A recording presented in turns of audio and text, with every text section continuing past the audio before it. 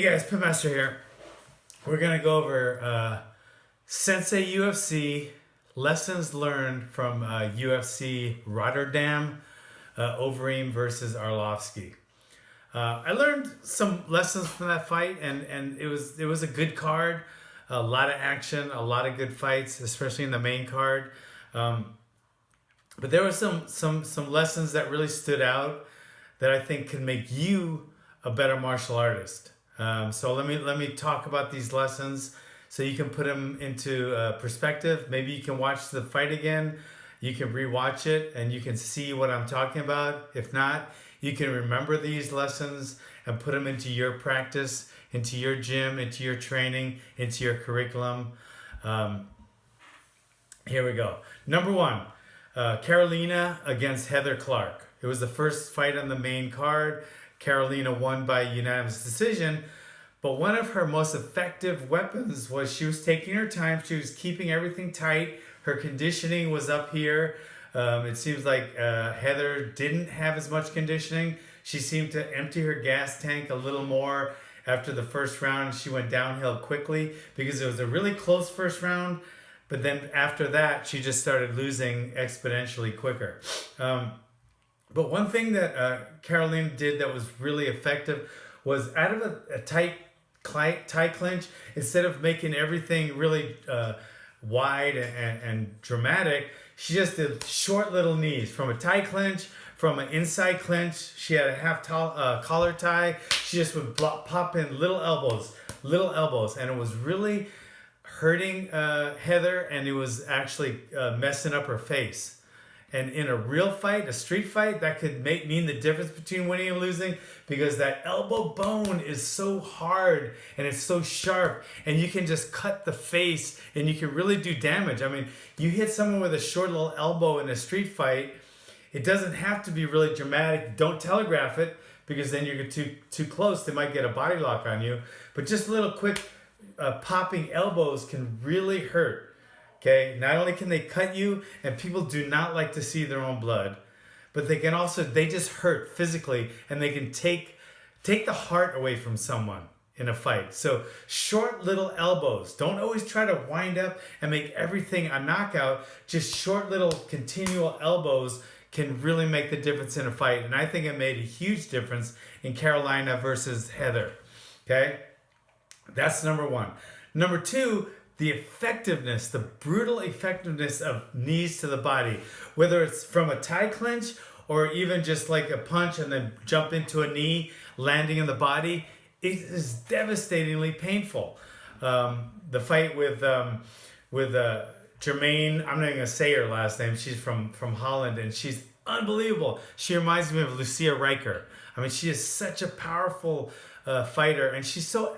I mean, the way she talks after the fight is she's so camera friendly. She like belongs on the camera. I mean, she's like so friendly. She speaks perfect English, even though she's Dutch, but she can fight. And she fought Anna Elmos, and she was landing some knees to the face, and you could tell she just had too much power for Anna, but just a beautifully placed knee to the body just dropped Anna. And I've seen that happen. I've had that happen to me in fights where I actually won fights that way.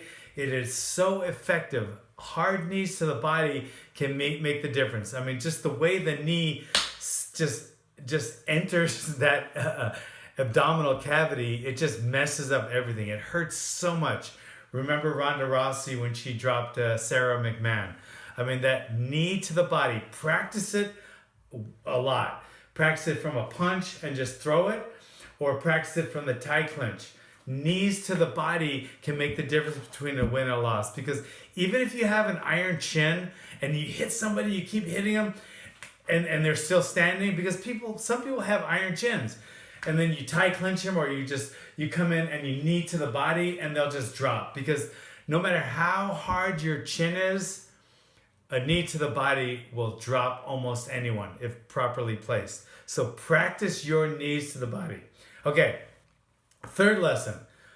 Set up the takedown. If you want to set someone up, if you want to take someone down, don't just stand there and then just go for the takedown. This isn't a wrestling match. There's knees, punches, uppercuts, elbows. There's all kind of things that can happen to you in a bad way. So you want to set up that takedown. And Gunnar Nelson versus Albert Tumanov was a perfect example. What Gunnar did was he just threw these beautiful combinations, would move around, beautiful combinations, stay out of Albert's way, because Albert was known to be a harder puncher. So Gunnar would just stay away, throw these beautiful combinations, and then as soon as he got Albert thinking about the combinations, he would fake a shot and go in for the takedown. Okay, he would fake a punch and go in for the takedown. So he set up all those takedowns with these beautiful combinations, beautiful punches. He'd throw a kick and then go in for a takedown. So always set up your takedowns with punches, kicks, or some kind of combination. Okay, it's not a wrestling match. In a real fight or an MMA fight, you want to set up your takedowns with combinations. And a good